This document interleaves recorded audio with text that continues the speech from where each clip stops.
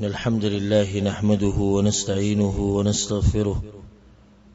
ونعوذ بالله من شرور أنفسنا ومن سيئات أعمالنا من يهده الله فلا مضل له ومن يضلله فلا هادي له وأشهد أن لا إله إلا الله وحده لا شريك له وأشهد أن محمدا عبده ورسوله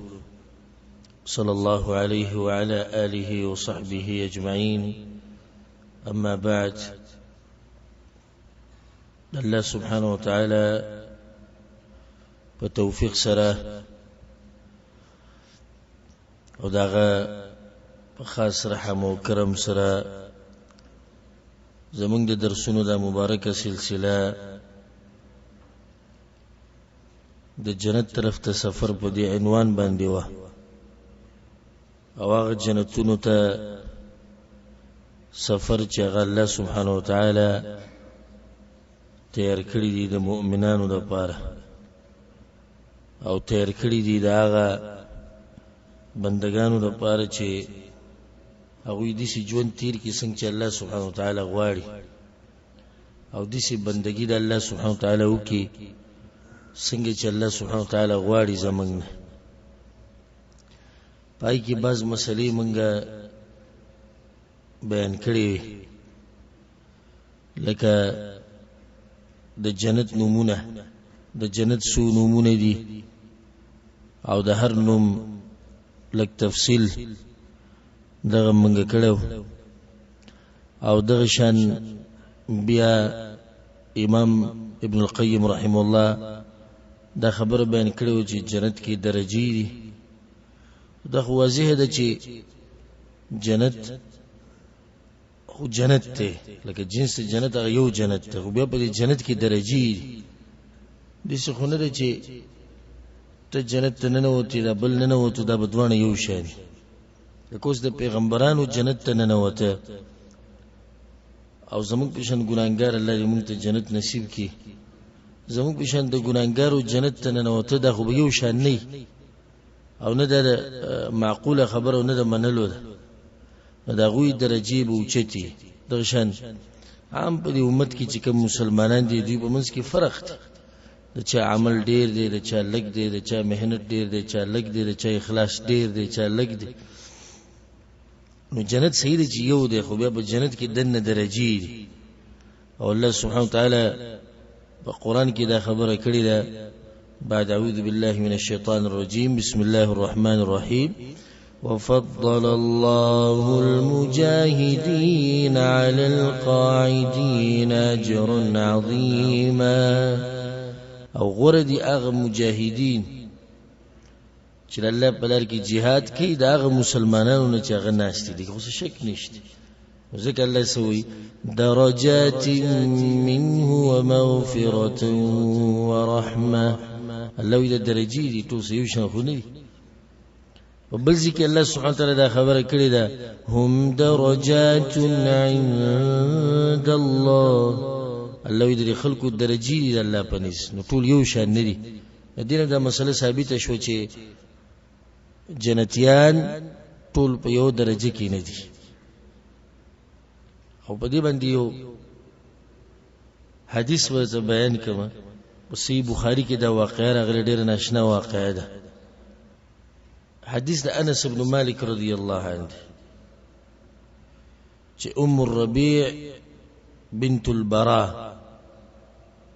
أم حارثة رضي الله عنها لديد الزوج دي حارثة ديد بدر غزالة له او بيدي سوشو چې کله بدر کې مسلمانانو د کویان ونیول نو باغی باندې بعض مسلمانان چوکیداران کړو نو د شپې حارثه رضی الله عنه اگر پاسې دو ابوس کولته دې ملګری پیدا ګومان کړی دی چې دا کافرانو کې بسو کې نوښته دی په غشي باندې دا غي سره شهید شو به د مسلمانانو په منځ کې دا بحث مباحثه و چې دل الله جنت ورکي او کنه نو کله چې د مجاهدین واپس روانو مدینه ته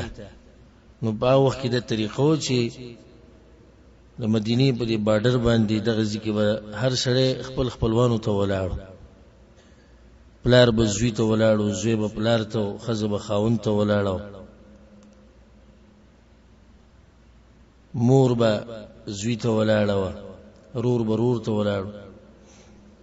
لکه څنګه چې نن سبا د مسلمانانو په رپورټونو کې د ډمانو او د کلاړیانو استقبال کی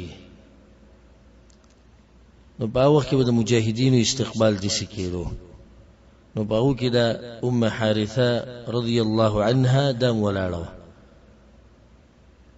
او دا بډای زنانه د غزویو نو دم د دې په انتظار و چې راغله به او کنه به دې سره به کنه به نو خبر شو چا وته وی بدراتلونکو کې چې هغه مرشه خو مسله دا ده چې اوس موږ نیو خبر چې دی به شهیدی او کنه د دې لاسلای غم ډیر شو یو خو زوی د دنیا نه لاړ او بل دا چې اوس مسله دا ده چې دی به شهیدی او کنه دا غم خډیر شو راله پر رسول صلی الله علیه وسلم پس او جړلی یا رسول الله الا تحدثني عن حارثه ده حارثه وبارك ما تسواك فإن كان في الجنة صبرت کچرت په جنت کې الله ول جنت ورکړي به زب صبر وکمو لګلم ما دغه د پاره وإن كان غير ذلك اجتهدت عليه في البكاء او کچرت دغه نه لو بل زی د تلین بیا به زخو جړم خماتمونه به وکم ځکه چې دا مقام بیا د ماتم دی زوی لاړو ختم شو خاوري شو او دا غینه بلغټه خبره به ده شو چې جنت تم لا نړند بیا خو وی چې سم ماتم پیو کوم بیا پیغمبر صلی الله علیه وسلم او تی یا ام حارثه اې د حارثه مرتل سي چل شي انها جنان غيو جنت نه دي جنتونه دي یو جنت نه دي جنتونه دي دې ته ما ازیر پر ما د حدیث ذکر کو چې دې کې مقامات دي جنت غټول یو شان خو نه دي انها جنان روایت کې راځي انها جنان في الجنه في روایت کې راځي انها جنان كثيره دې جنتونه دي وإن ابنك أصاب الفردوس الأعلى أو استاذ وسب جنة الفردوس كده الفردوس الأعلى دا خبر ما ترشي درس کې ذکر کړو چې جنت درجات دي د جنت درجات دي او د ټولو نو اوچت درجه کومه ده الفردوس الأعلى إمام ابن القيم رحمه الله لكن عاليها هو الفردوس مسقوف بعرش الخالق الرحمن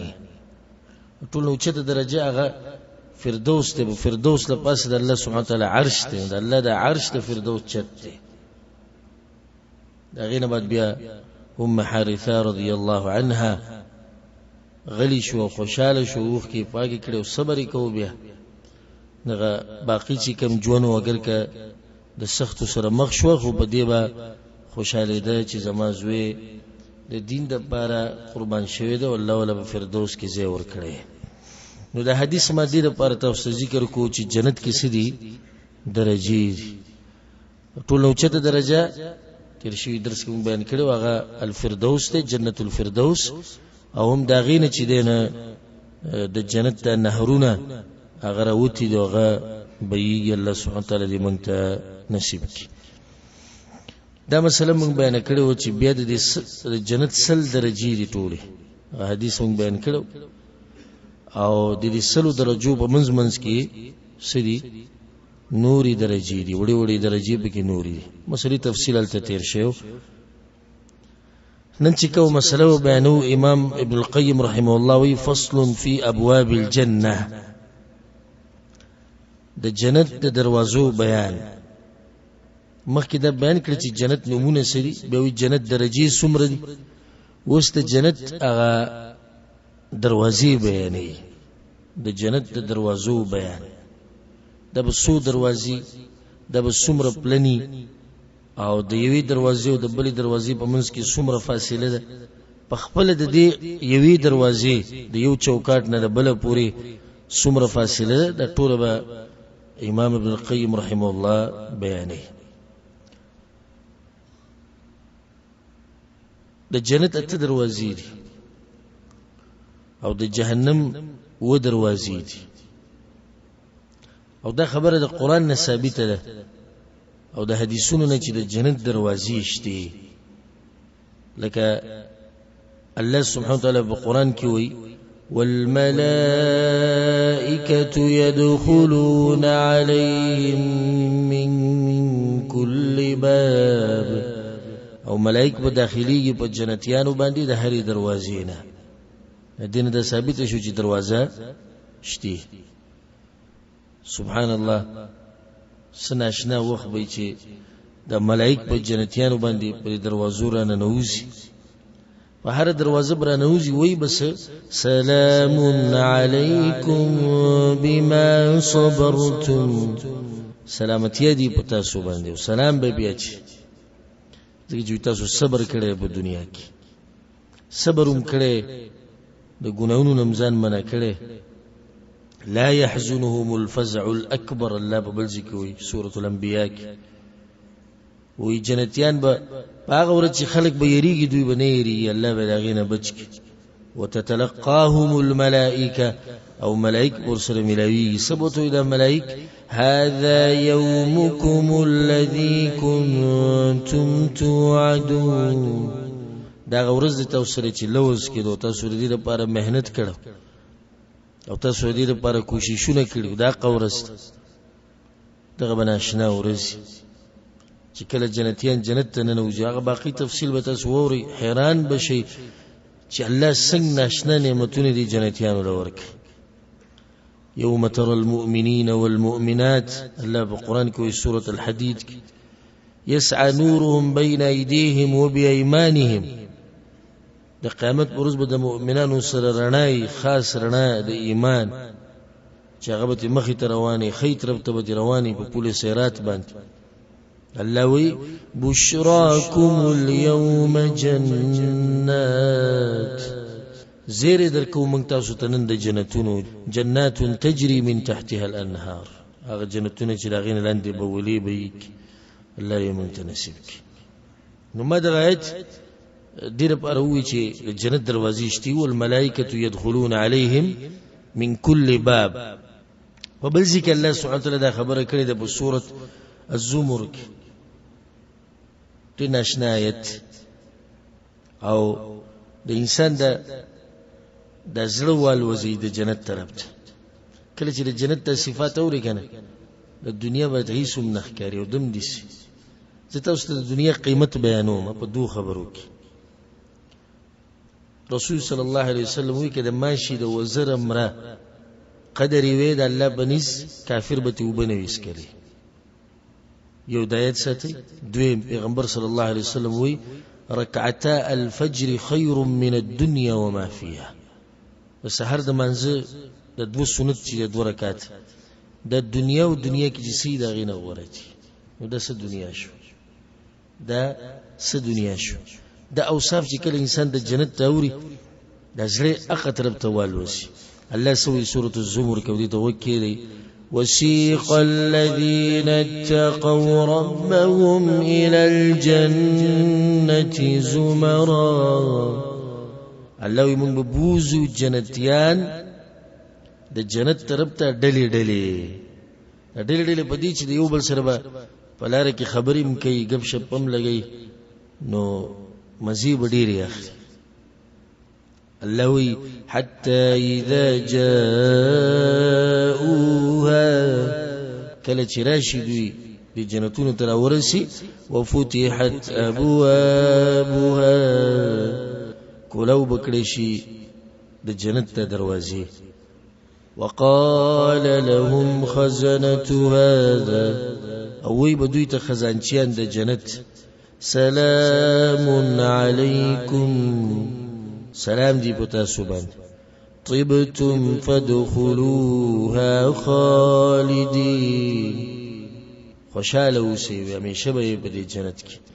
الله اکبر. د جنت دې دروازې دي. دویمه خبره ده، اول خدای ثابت شو چې د جنت دروازې شته، نو دویمه د ساتي چې د جنت دروازې دي هغه به همیشه کولاوي بنديږي بنه، او باغی باندې په قران کې دلیل په سورۃ صاد کې الله دا خبره کړې، جنات عدن مفتحة لهم الابواب. جنتونه د میشواري دروازې به دغې کولاوي. د دې په عکس باندې جهنم عذاب دی والعیاذ بالله. الله سبحانه وتعالى د جهنم مبارک وي دروازو مبارک انها عليهم مؤصده. د جهنم په منکرې شوی ایدله سبع عذاب ډیر. خو د جنتیانو د پاره د نعمت ته چې د جنت دروازې به سي دا به کولاوي. امام ابن القيم رحمه الله وي أبوابها حق 8 أتت في النص وهي لصاحب الإحسان. وي دروازې د جنت اتدي یقینی خبره ده، وي دا رښتینی خبره ده. ولي یقینی ده؟ اتت في النص ځکه چې دا راغلي ده په نص د حدیثونو کې، وهي لصاحب الاحسان، او دا بداغه چا د پاره چې هغه خسته عمل کړي.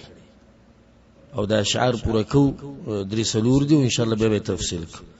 باب الجهاد وذاك علاها وباب الصوم يدعى الباب بالريان.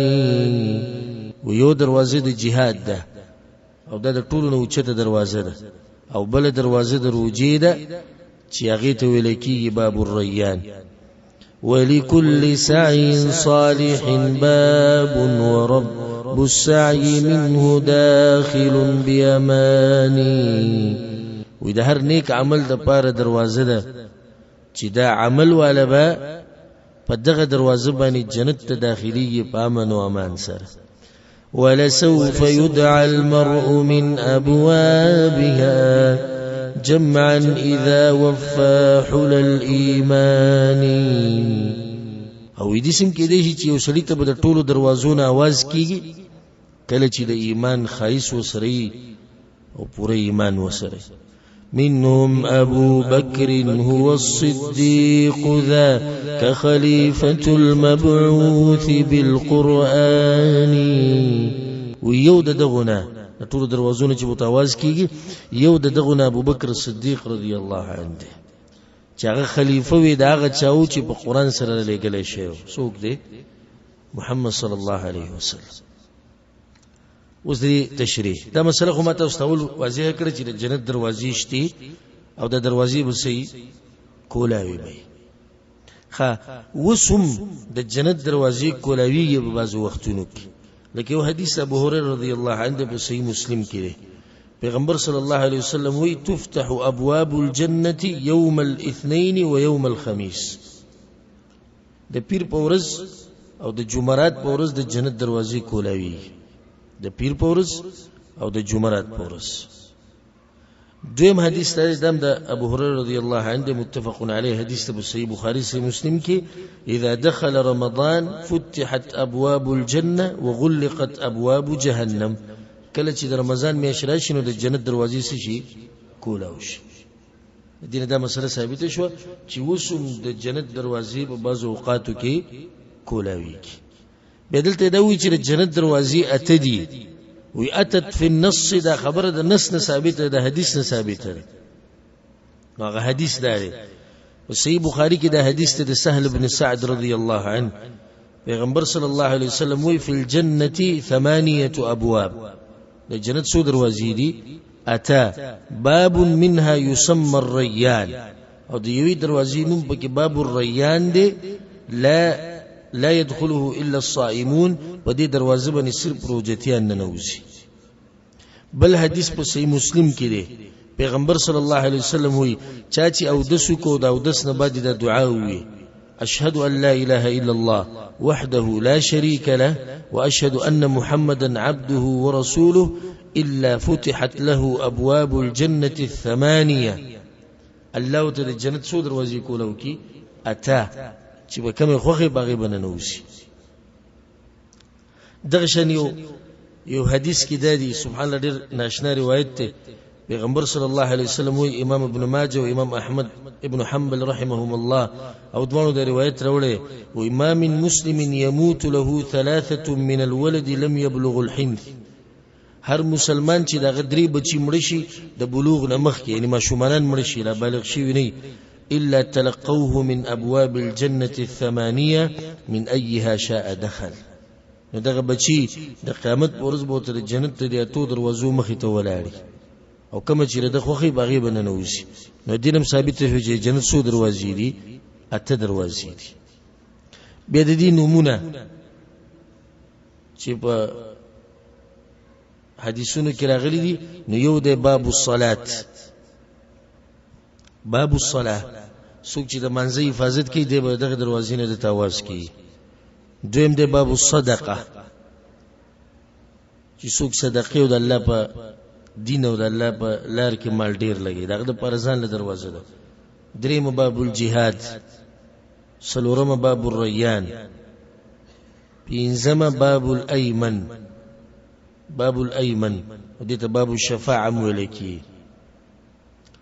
چې چا خاص شفاعت وشي. شپږم باب التوبه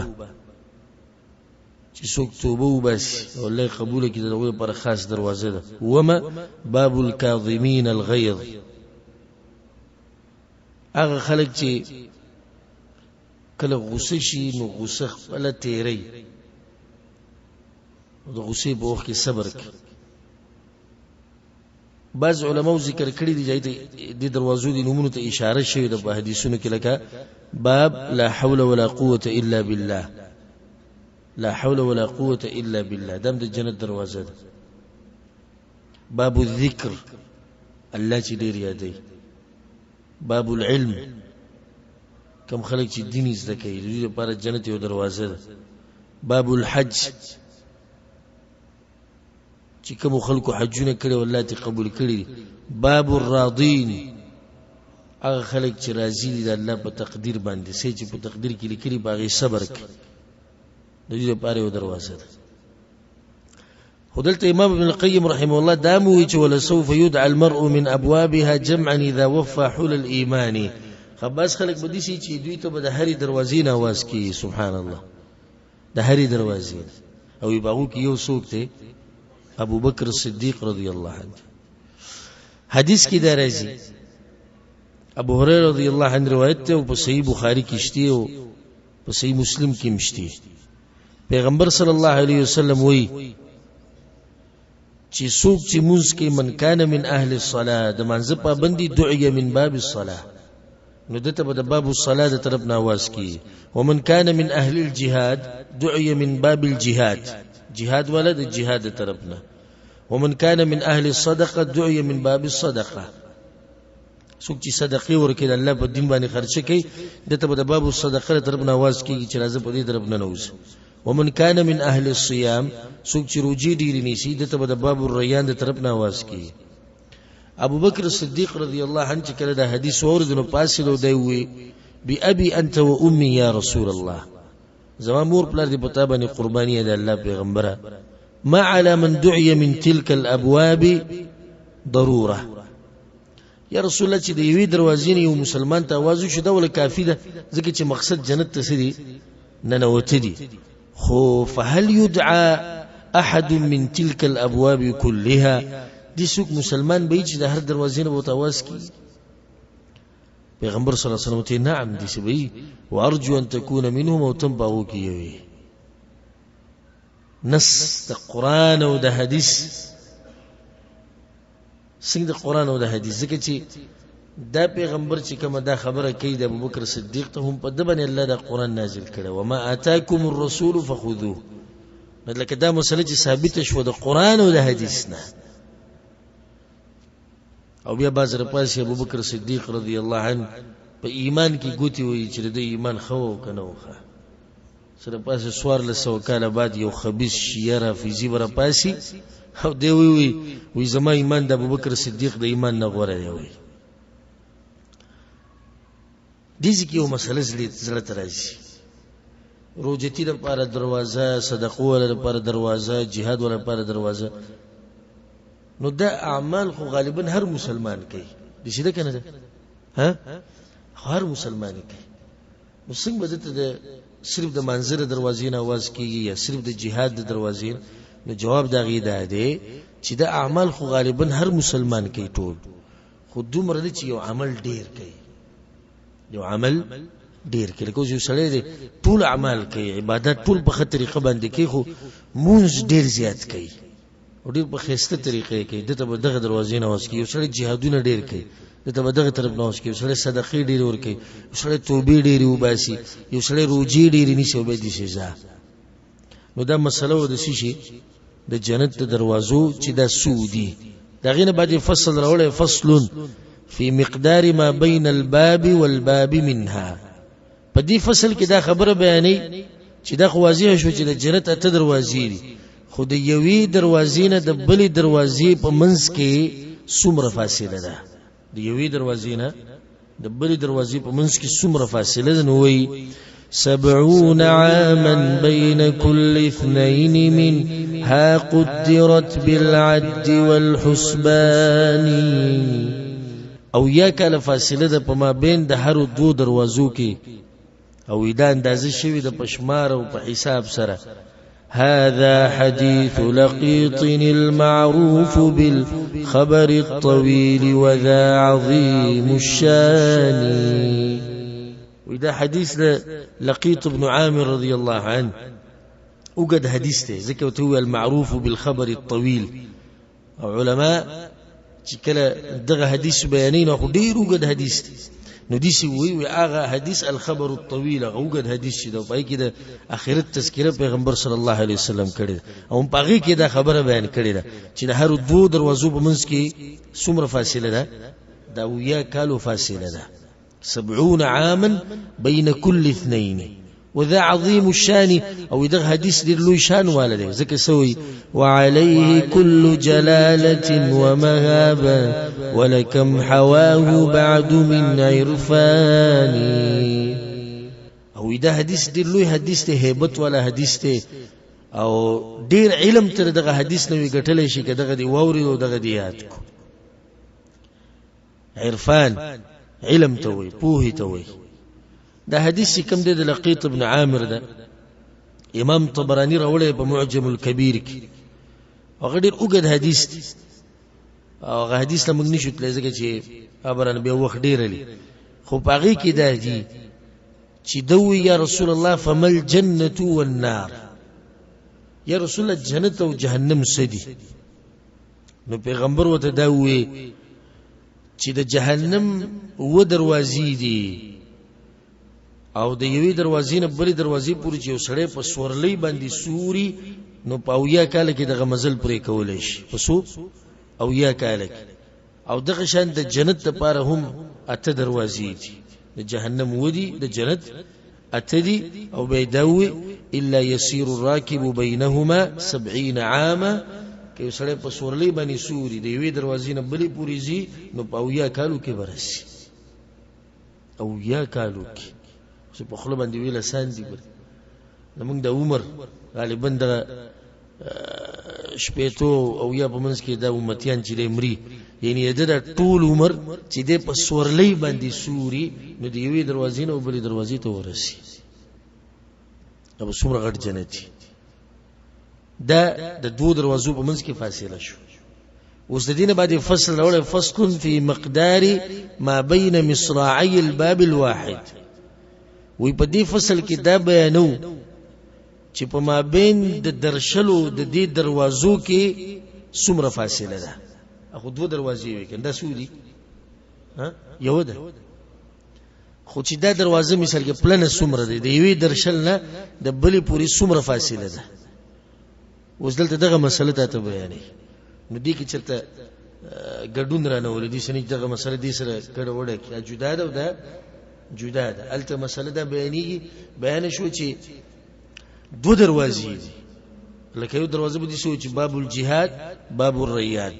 د باب الجهاد نه باب الریان په منځ کې فاصله د اویا کالو مزل دی چې په سورلۍ باندې سوري پیاده نه چې په سورلۍ باندې سوري وس د یوې دروازه نو د دې خو درشلې دي چوکاټونه دي د دې دروازې پلنواله څومره دی دا واوره لكن بينهما مسيرة 40 رواه حبر الأمة الشيباني وی په ما بین د دروازو کې د یو دروازه ده د دې په درشلو کې مزل چې دغه سلويخ کاله دی لکه د یو طرف نه د دروازې د یوې غاړې نه بل غاړې ته چیزې سو کاله فاصله ده سلويخ کاله فاصله ده وی چې رواه حبر الامه الشيباني دا حدیث دین وی د دې امت لوی عالم بیان کړی دی چې دا غنوم دی احمد بن حنبل الشيباني رحمه الله امام احمد په دې سلور امامانو کې امام دی کنه امام احمد بن حنبل رحمه الله ډېر غټ محدث او امام اهل السنه د تویل کی ډېر سخت د الله دین د لپاره تیری کړی دی او جیلونو ته تللی دی د مسند دی پای کې حدیثونه راوړي بزرګاو یو حدیث به کې دغه راوړی فی مسند بالرفع وهو لمسلم وقف كمرفوع بوجه ثاني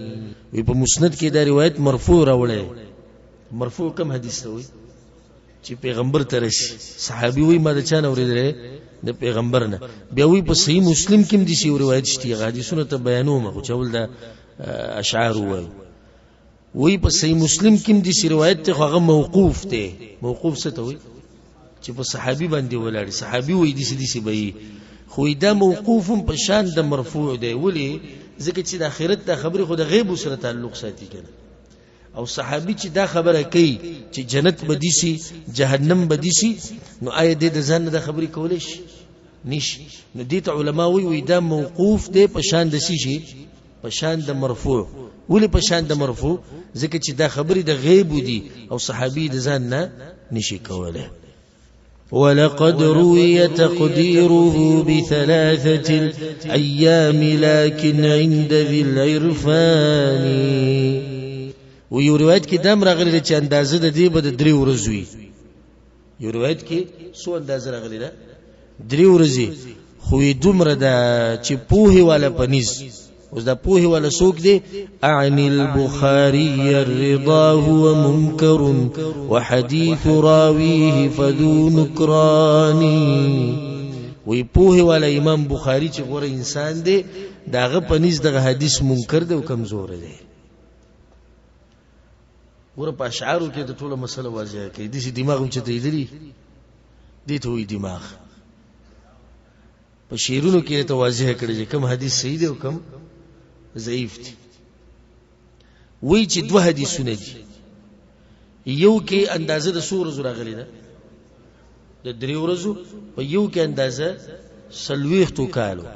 سلويختو کالو د حدیث امام احمد راوړی دی او په صحیح مسلم کې امام مسلم راوړی دا خو صحیح حدیث دی دویم روایت ته چې بای کې 3 ورځو اندازه د خو دغه حدیث دی کمزور دی او چاو ته کمزور ویل دی امام بخاری رحمه الله اوس دغه حدیث لراځو دا چې وی امام احمد ابن حنبل راوړی دغه دی د حکم ابن معاویه رضی الله عنه حدیث چې هغه د خپل پلار د معاویه نه نقل کړي پیغمبر صلی الله علیه وسلم وی ما بین مصراعین من مصاريع الجنه مسيره 40 عاما د جنت د دروازو د درشلې چې د دې په منځ کې فاصله هغه د سلويختو کالو په مزل په اندازه ده او دې ته وکړي ولا ياتين عليه يوم وانه لكظير هيو ورځ به دې شي راشي چې دا پلنې دروازې به ډکې خلک به پکې ولاړ شي او د سوچو د فکر خبره ده چې په دغه غنه کې او په دغه رش کې او موت ایو کنه به چې دومره غټه دروازه چې د یو درشل نه بلې پوری دغه مزل هغه سلويختو کالو په اندازه باندې د موت او بکی یو کنه به په دغه غړه کې په دغه رش کې په دغه رش کې و موت ولاړ یو کنه زمونږ په کې زی په دغه رش کې وکنه د سوچو د فکر خبره وانه لياتين عليه يوم يورز په دې دروازو باندې د شرازي پیغمبر صلی الله علیه وسلم و انه لکذیب دا بدک سمرش به جوړ بیا امام ابن القیم رحمه الله وی چې په صحیح مسلم کې دا حدیث دی حدیث د عتبه بن غزوان رضی الله عنه هغه په خطبه کې وی ولقد ذكر لنا او مونږ ته ویل شوی دي نو دا اگر که موقوف ته خود د ټکه مونږ ته ویل شوی دي چا ته ویل دي پیغمبر صلی الله علیه وسلم ته ویل دي دا موقوف دی په شان د مرفوع که څوک یې څنګه په شان د مرفوع دی نو دا صحابي خو یو وی چې ذکر لنا مونږ ته ویل شوی دي صحابي چې وی چې مونږ ته ویل شوی دي نو پیغمبر یادې او دویم د غیب خبرې دي صحابي د ځان نه نشي کوله أن مصراعين من مصاريع الجنة بينهما مسيرة 40 سنة بيغمبر من تدا خبره کړي چې فاصله در سلويختو کالو په اندازه ولا يأتين عليه يوم وهو كظيظ من الزحام يورزو بدي سراشي چې دا به د غني د لاس بالکل ډکی شي د دروازه وی بل حدیث هم دی کمزور حدیث دا کمزور حدیث امام ترمذی رحم الله راوړی او باقی کې دادی چې د فاصله د 3 ورځو په اندازه باندې ده خدا حدیث شری ده منکر ده او په خپل امام ترمذی وی سألت محمدا عن هذا الحديث وما په خپل د محمد نه تاسو کړه محمد څوک دی محمد ابن اسماعیل البخاری رحمه الله وما په خپل دغه نه تاسو کړه ناغوي چې د منکر روایت ته زینب پیژنم خو اوس دوه مسلې شو د دروازې نه دروازې پورې څومره فاصله ده دروازې پورې سلوخ کړه او یا کال او د یوې دروازې پلنواله سلوخ کړه الله دې مونږ ته نصیب کړي دا غینه باندې فصل راوړل فصل فی مفتاح باب الجنه د جنت چابي دروازې ذکر شو نو دروازه پس کولوي او چابي کولوي چابي نه به دروازه نه کولوي نو سوي هذا وفتح الباب ليس بممكن إلا بمفتاح على أسنان او دام وورا چې کولاوي دل د دروازې الکیږي چې چابي او د چابي مغاخونه یې دا مسله ذکر کړ یو خو چابي پکار دا بل څه پکار دي د چابي به غاخونه پکار دي ته چابي راوړي غاخونه پکې نه دروازه به کولاوش نه کوي دا پر به غاخونه پکار نو سوي أسنانه الأعمال وهي شرائع الإسلام والمفتاح بالأسنان غاخونه سدي اعمال دي چې احکام د اسلام دي او چابي کې غاخونه لازم په چابي کې غاخونه بګنه په چابي باندې سکی نو سوي لا تلغين هذا المثال فكم به من حل إشكال لذي العرفان وإذا مثال قول پالتو ونگانی کم مثال چلی چابی دا پرسا بکار دی خونه ویدا خبر پالتو ونگڑی دا دی خبرو دلاسه با دیر اشکالات تا تحلش اشکالات بسنگ حل کی اول خود داوی چی دا جنت چابی دا حدیث کی دا رازی امام احمد بن حنبل رحم الله دا حدیث راوڑے اگر که سندن پاکی کلام شتی دا معاذ رضی الله عنه پیغمبر صلی الله علیه وسلم وی مفتاح الجنة شهادة ان لا اله الا الله دا جنت چابی سدا ها گواہی کول دا لا اله الا الله یو حدیث کی دام رازی یو بدور آغی پر رسول صلی الله علیه وسلم پس انس بن مالک ویا رسول الله ما مفتاح الجنة اې دا الله رسول د جنت چابي کوم او د رغوت لا اله الا الله دغشان امام ابن حجر رحم الله روایت راوړي په فتح الباری کې او باغی کې دادی چې پیغمبر صلی الله علیه وسلم العلاء ابن الحضرمي رضی الله عنه توي اذا سئلت عن مفتاح الجنه چې څوک دنه تاسو کې د جنت ته چابي مبارکي تو توای مفتاحها لا اله الا الله چابي سره لا اله الا الله ګور امام ابن القيم ته توي چابي شتي غاخونه پکار دی وي په دې برته ډېری مسلې حل شي څنګه و د جنت چابي لا اله الا الله مزید لا اله الا الله خپل باندې واچو دا خو اشکال پیدا شو مستم کې روجی نشي صدقې ورکه جهادونه کې اعمال کې لا اله الا الله وي دا بل لا اله الا الله وي یو عمل ومنکي فزله کې اشکال پیدا شو چې د سره دیم د جنت چابي او ما سره دیم د جنت چابي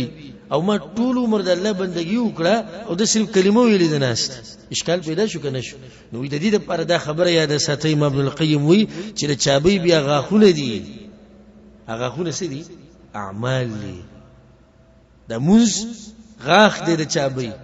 دا جهاد غاخ دے دا صدقه غاخ دے نو بنیادی شیخ چابی دا لا اله الا الله دا وس بیا په دې چابی کې غاخونه جوړول غواړي او دا خبره په اصل کې امام وهب ابن منبه رحمه الله کړي هغه بس یو کس راغی چاوته وی د جنت چابی لا اله الا الله نه دس هغه ته بلا دا دکنه ولكن ليس مفتاح الا له اسنان خدامو یاد ساته د شي چابي په دنیا کې نشته چې لید غاخونه نه لکه بیا ته چابي د شي شي وي فان جئت بمفتاح ليس له اسنان کدي شي چابي د قیامت په ورځ راوړل چې غاخونه وته نو لم يفتح لك دروازه ته نه کولوي وان جئت بمفتاح له اسنان او کدا دي راوړل غاخونه وو فتح لك د جنت دروازه برته کولاوش نو ځکه ته امام ابن القيم رحمه الله وی دا مثال او دا خبره چې ته پالتو ونګړي ګور ډیره قیمتي خبره ده او پسله کې ډیر اشکالات به د دې خبرې د لاسه شي هغه به حل شي د دې نه بعد ناشنا باب راوړل او فصل راوړل باب یا فصل في منشور الجنه الذي يوقع به لصاحبها الله اکبر وی جنت ته چې جنتی داخليږي نو هغه ته یو چیټ او پاسپورت ملاويږي جنت ته چې جنتی داخليږي څه وته ملاوي پاسپورت د باچا د طرف نه او یو خط او اجازه نامه د باچا د طرف نه چې پاغي باندې به مهر لګیدلې مهر به د الله د طرف نه جنت ته داخلي دونه مخ کې انسان ته دو پاسپورتونه او دو چټونه ملاوي دا ساتي دو دي یو چې کله مرش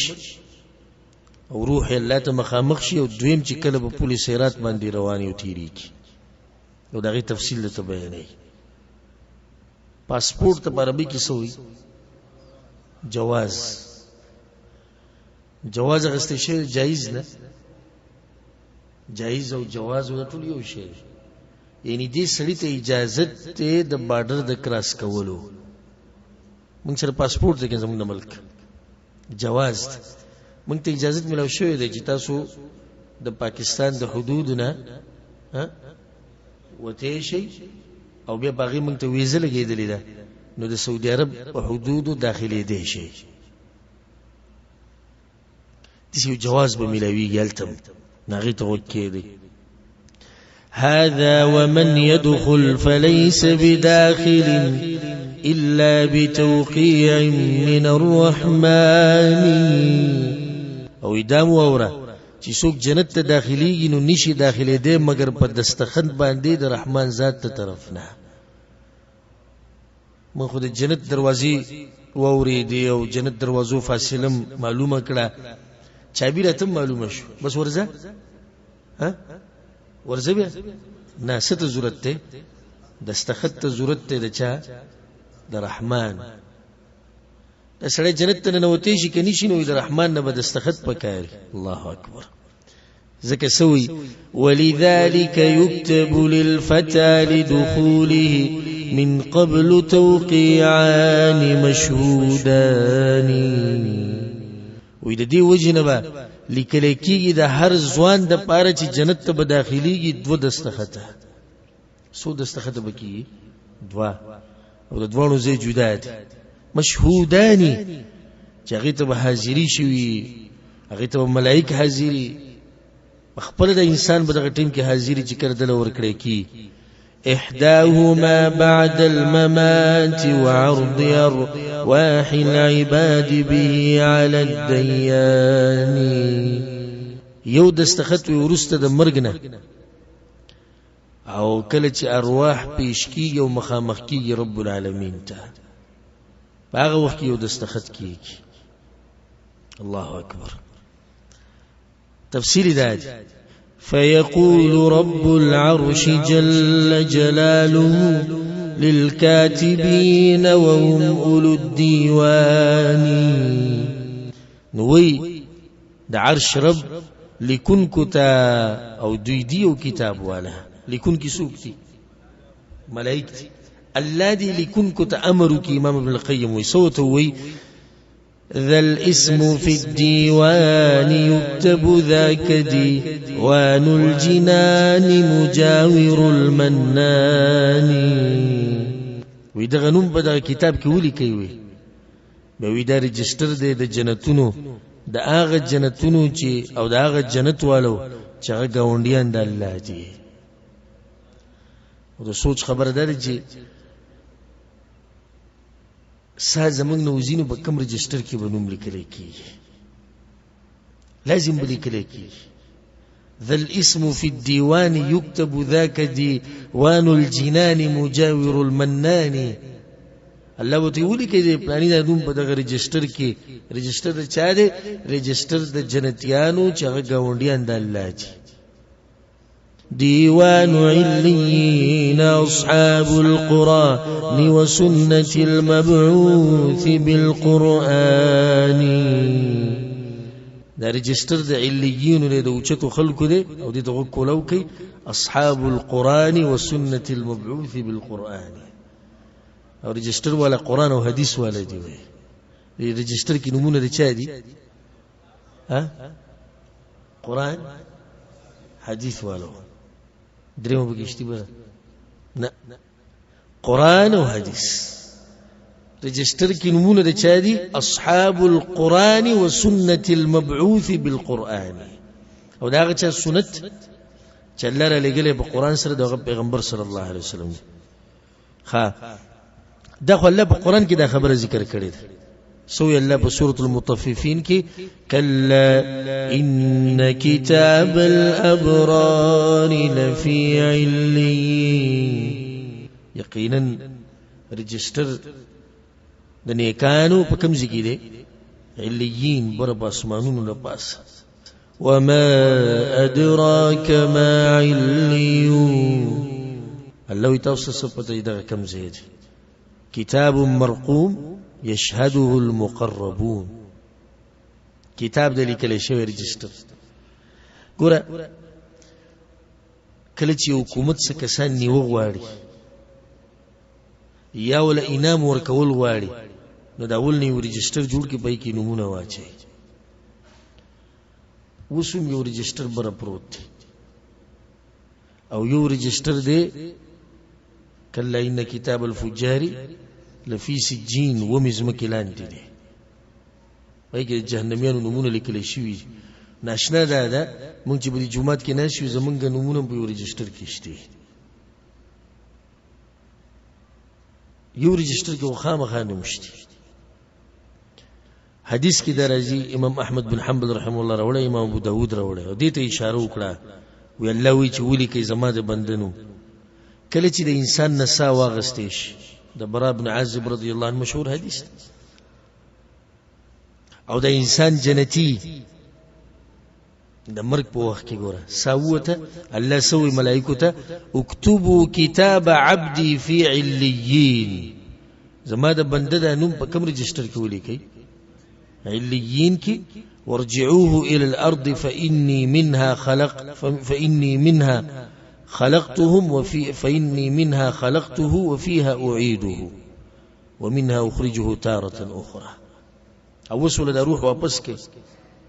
التبه سوالات جوابات تکی کنا وخبر کی دسی کی سوالات جوابات نو واپس کی دا روح ځکه چې ما دې پیدا کړې د دې زمکې نه دی هم هغې ته مې واپس کو او د قیامت په ورځ به راپاڅوم د کوم ځای نه د دغه ځمکې نه. نو دې ځای نه اولنی رجسټر اولنی دستخط ثابت شو. اولنی دستخط په کوم ټیم کې کېږي؟ مرګ نه بعد چې کله روح وځي. بیا دا واوره فإذا انتهى للجسر يوم الحشر يعطى للدخول إذا كتابا ثاني. او کله چې پل صراط ته ورسیږي د محشر په ورځ نو ورکړی کېږي په دغه پل باندې د داخلېدو دپاره جنت ته دویم رجسټر او دویم خط او دویم پاسپورټ. پل صراط پل صراط هغه پل چې د جهنم په شا لګېدلی او جنت ته بله دروازه نشتی مګر دقه ده. جنت ته بله لار نشتی مګر دقه ده. لازم به په پل صراط باندې تېرېږي لازم. او حدیث کې دا راځي زمونږ موضوع دغه نه لګي نه ما ته بیا ښه تفصیل بیانو. حدیث کې دا راځي مختصر به ووایو چې دا د ویښته نه زیات نری او د تورې نه زیات تېره دی. علیها کلالیب په دې باندې وسپنې کونډې دي چې راماتې شوي او په دې باندې د ایمان په اندازه باندې ته تېرېږي به څومره چې د ایماني. بس خلک به په دې پل صراط باندې داسې تېر شي. حدیث کې راځي چې لکه د اسمان د برېښنا نه چې یو ګړز به شي او تېر به شي. بعض به د سترګو د رب په اندازه به تېر شي. بعض به لکه په اس چې سوري، بعض لکه په اوښ چې سوري، بعض لکه پیاده چې رواني، بعض لکه په خپاړو چې رواني. ولیږي به ځان به راټینګوي ولیږي به ځان به راټینګوي په ډېره مشکله خو به رسېږي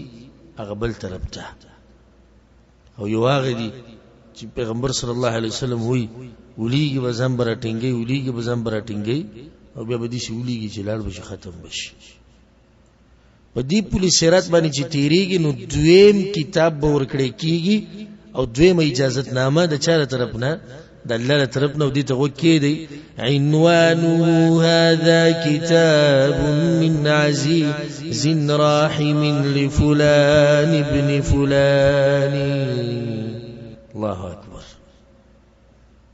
هذا كتاب من عزيز راحم لفلان ابن فلان. عنوان دا غیب ویدی دا خط د طرف د عزیز او د رحمان ذات نه د پاره د فلانی چې زوی د فلانی دی. چې کتاب به ورکړی شي خو په دې کې به صحیح دا کوم چې د عزیز او د رحیم ذات ته طرف نه دی. فدعوه يدخل جنة المأوى التي ارتفعت ولكن القطوف دواني.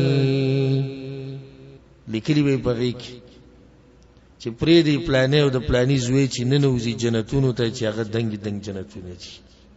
خو میوې څه دي؟ میوې نږدې دي. جنتونه دنګ دي او میوې څه دي؟ نږدې دي. حدیث کې دا راځي. امام طبرانی رحمه الله راوړی پای کې دا دی پیغمبر صلی الله علیه وسلم وی لا يدخل الجنة احد یو سړی جنت ته نشي ننوته الا بجواز مگر په یو پاسپورت باندې په یو اجازت نامه چې دا به د الله د طرف نه او باغی کې ویل کلی بسم الله الرحمن الرحیم هذا كتاب من الله. اچھا طرف نه الله طرف نه لفلان ابن فلان فلانی زوی د فلانی دغه د پاره سبا کې دي. الله ملائکه ته وی ادخلوه جنة عالیه قطوفها دانیه. دنه بس هغه جنت ته چې هغه دنګ دنګ دی خو میوې نږدې دي. یو حدیث کې دا راځي چې پیغمبر صلی الله علیه وسلم وی يعطى المؤمن جوازا على الصراط. مؤمن چې کله په پل صراط باندې تیریږي کله چې تیریږي په پل صراط باندې نو په هغه ټیم بوله یو پاسپورت ورکړي شي او پای کې وی بسم الله الرحمن الرحیم هذا كتاب من الله العزيز الحكيم. دا کتاب د الله له طرف نه چې عزیز او حکیم دی. لفلان ابن فلان د پلانی زوی د پلانی د پاره ادخلوه جنة عالیه قطوفها دانیه. په دې کې به دغه لیکلي چې د نن باسي هغه جنت ته چې هغه دنګ دنګ جنتونه دي میوې د هغې نږدې دي. الله اکبر. دا ډېر ناشنا خبره کړې ده په ځلې ولي کوي عنوانه هذا كتاب من عزيز راحم لفلان ابن فلان. چې دې یو پاسپورت مونږ ته ملاوي شي په پولیس رات باندې دا به هغه شاهي امر وته وي. شاهي امر موریدل کې شاهي امر څه ته وي؟ بادشاہ طرف نه امر. ها حکومت به سبا اعلان کوي نه ټول به انتظاری. دا کال چې شروع شو کنه حکومت به نوی اعلانونه کوي. اوریدل دي کنیم د دا خبره چرته حکومت به نوی اعلانونه کوي. ها څومره زموږ د اعلانونو ته وګي چې ګوره څه به ویلي ټیکس به معاف کړي کنه به معاف کړي کم سہولیات په ملک کې راځي مسافر مبارک به ګوره سی ویلي او یو امر بالتم کی اعلان بوشي ووري اعلان د دې بادشاہ تر طرف نه چې هغه بادشاہ د بادشاہانو دی س اعلان دی هذا كتاب من عزيز راحم لفلان ابن فلان. الله اکبر. دا اعلان د پلاني لپاره دی چې زوی د پلاني لپاره مخامخ شي. خلک بم ټول حیران شي او ټول انسان ولاړ چې سب وی ګوره رب العالمین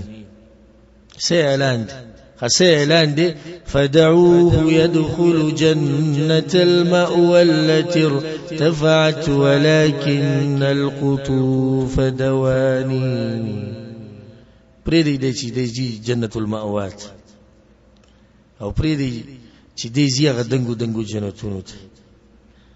یو دې سه اعلان بم کی د بچایانو بچا به کوي او یو دې سه اعلان بم کی دې تم وکي دی خذوه فغلوا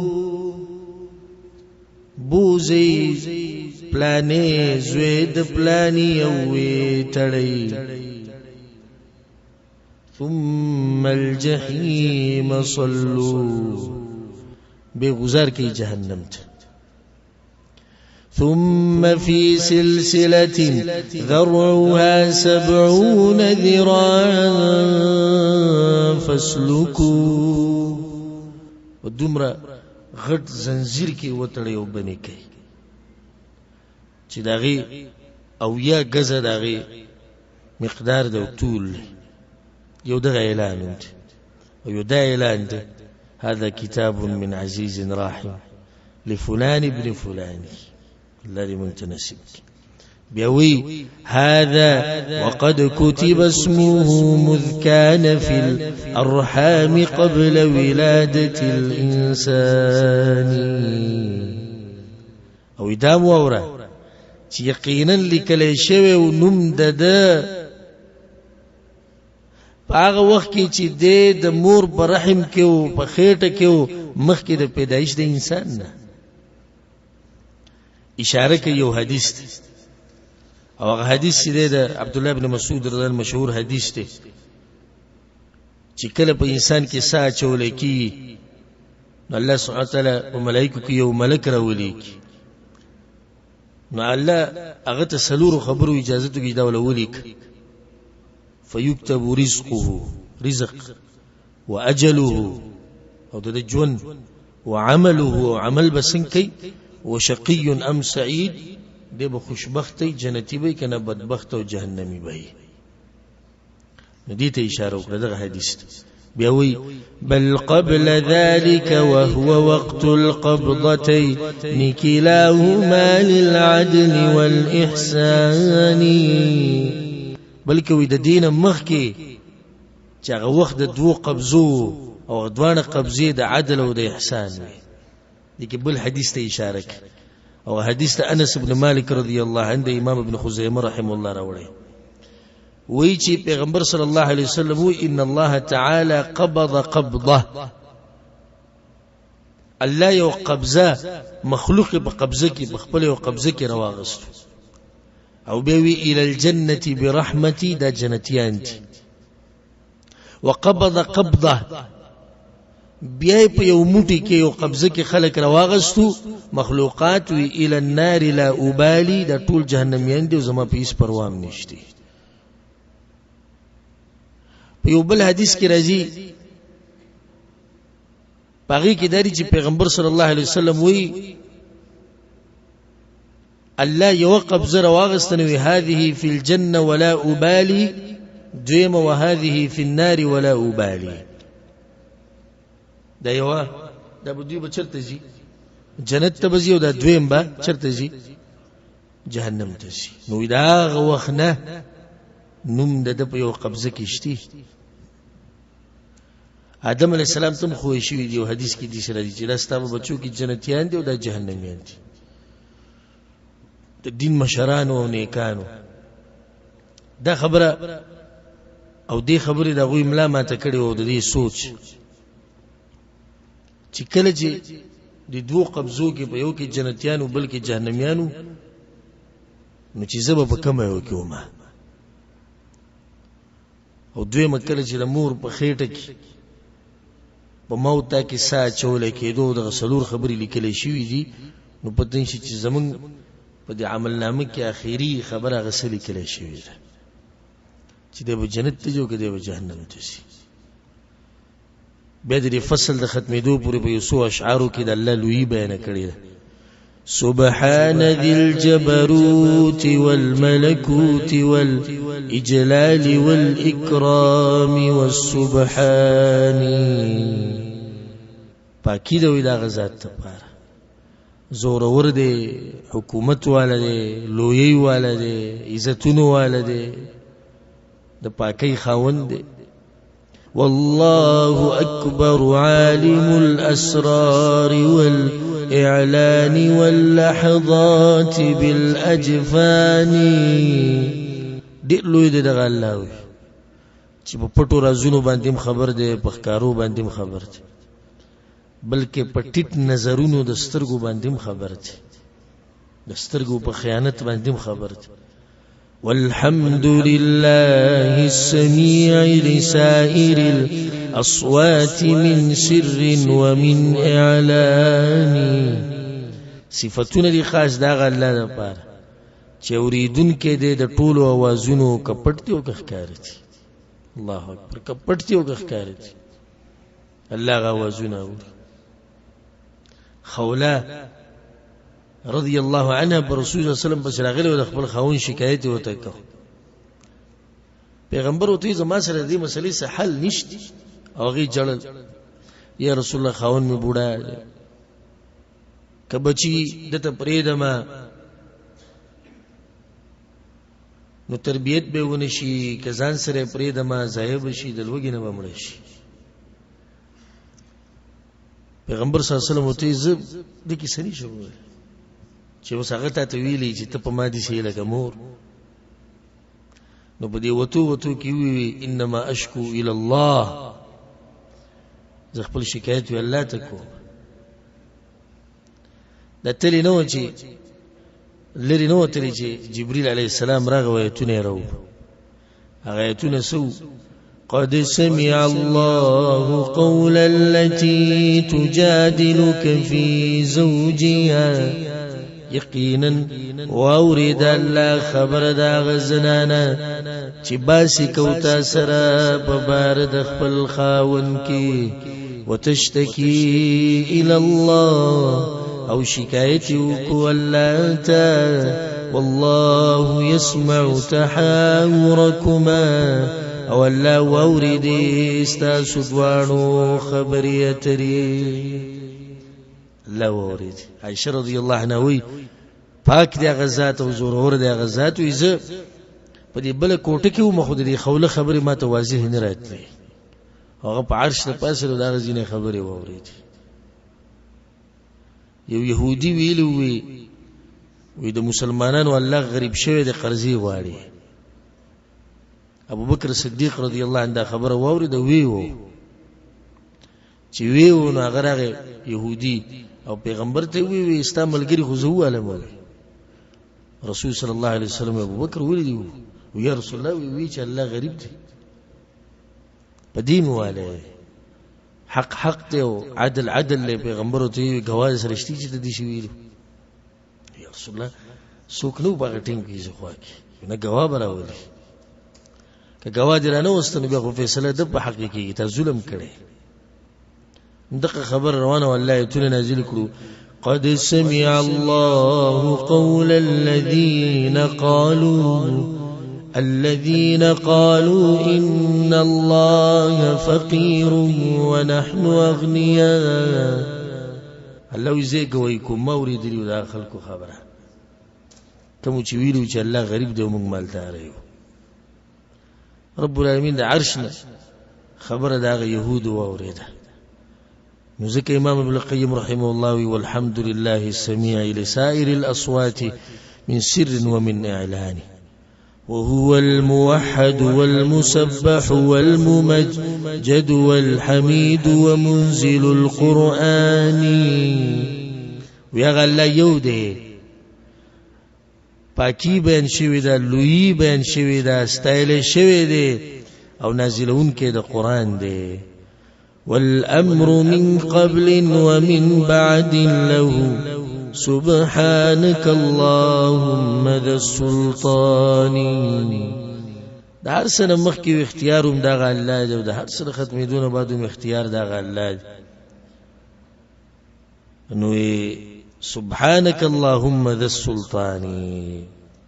پاکی د تعالی ری الله ته لوی بچی خاوني